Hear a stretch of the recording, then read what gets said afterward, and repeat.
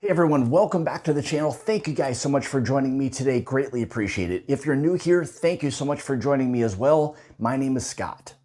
Today we're going to be taking a look at the newest release from Heaven Hill Distillery, their Old Fitzgerald Bottled and Bond 10-year-old wheated bourbon. This being the spring of 2024 release. Without further ado, let's go ahead and jump into today's video again of the Old Fitzgerald 10-year Bottled and Bond Spring 2024 wheated bourbon. All right, let's go ahead and take a look quickly at the color of this. Nice kind of burnt orange, light to medium type of copper. Again, moving the whiskey around in the glass.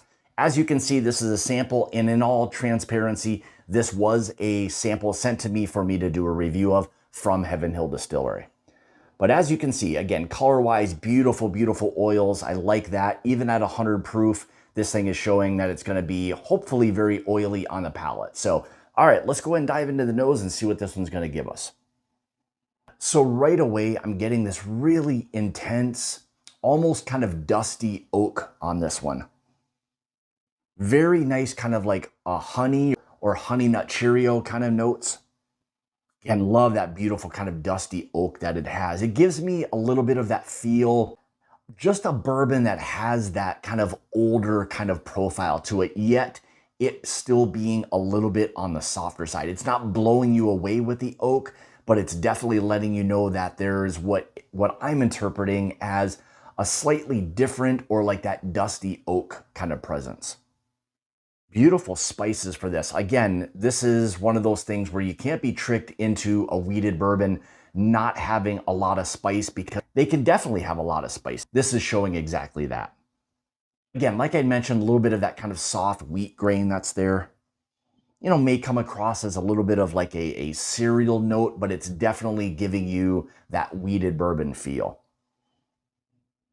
Nice kind of chocolate note. Feels like more of like a powdered chocolate, something along those lines. It's kind of soft, but is definitely kind of making its way to the forefront.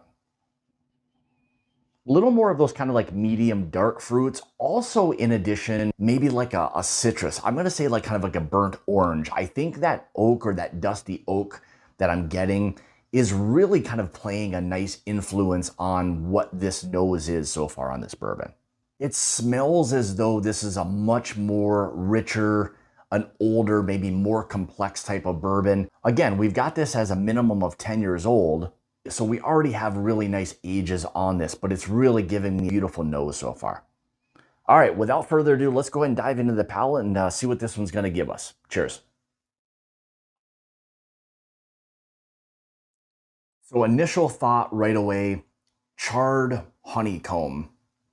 Just feels like exactly if you've had that honeycomb before, or maybe even ever chewed on one, it just feels like with that kind of slight dusty oak that it has in combination of like that honey or honeycomb, it's just something that's really jumping out to me right away.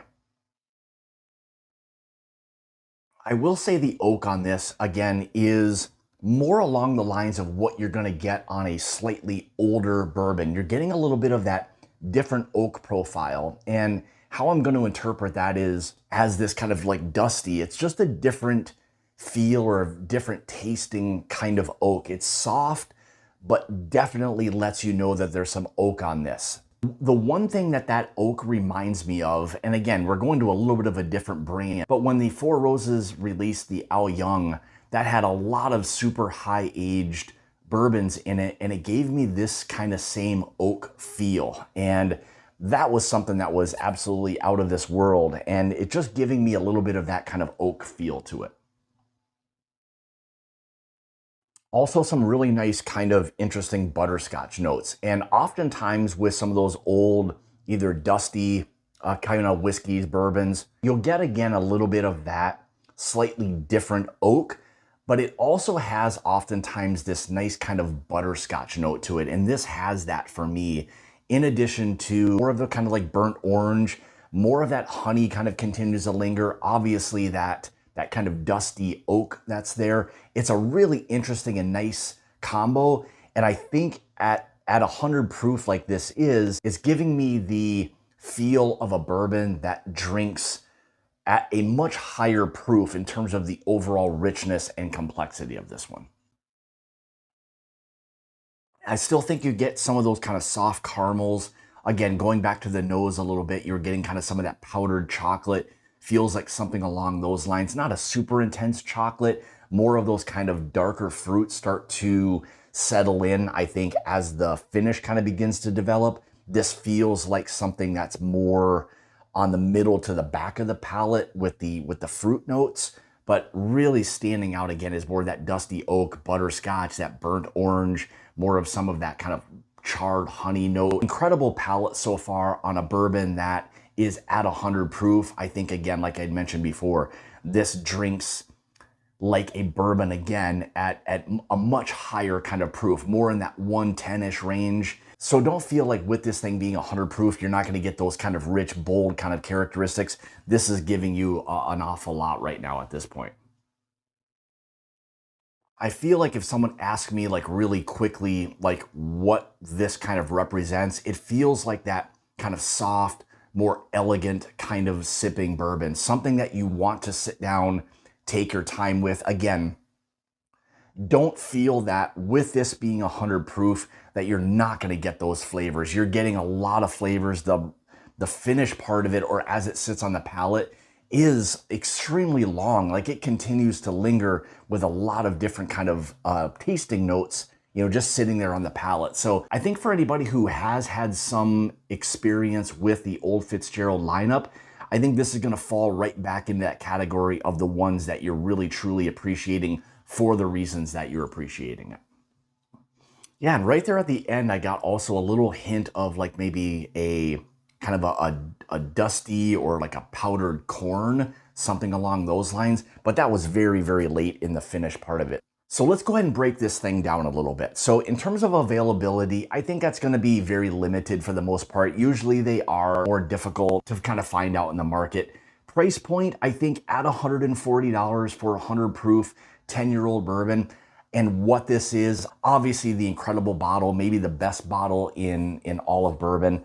You know, that combination of everything. And again, at $140, I'm going to say it's probably spot on in terms of that price. Whether you're able to get it for that price, that's a whole other thing. But I think at that MSRP of $140, I think it's an incredible bourbon, and I think it's right in line with what it needs to be price-wise. Would I buy it and would I recommend it? I would say yes to both. I think, again, like I mentioned, at $140, I think this is a perfect price for this in terms of what it is you're getting. Would I recommend it to somebody else? I would say two categories. You know, are you willing to pay the $140 price tag? And are you a wheated bourbon fan? Because oftentimes this can give you a little different kind of profile than a rye-based bourbon. So you have to have both of those kind of things in the back of your mind when or if you see this bottle on the shelf. So there you have it. There's a little information on this spring release 2024 of the latest release from Heaven Hill, their 10-year-old Old Fitzgerald bottled in bond. With that said, I want to hear from you. Is this something that you routinely find? Is it something that you appreciate? Do you like the whiskey that's within the bottle, the decanter style bottle? All of that, I think, becomes that package. But more importantly, I want to hear from you and your thoughts on, is this at $140 a pretty good value in today's day and age? So hopefully that helps a little bit if you were looking for some more information on the Old Fitzgerald 10-year-old 2024 spring release. If you'd like to follow me, you can on Facebook and Instagram, all of those places at My Bourbon Journey. If you'd like to help support the channel and become part of the Mash and Journey Whiskey Club, make sure you check out the Patreon link in the description below. That down there along with other great things for you as well. With that being said, thank you guys for joining today. And as always, it's about the journey and not the destination. Cheers.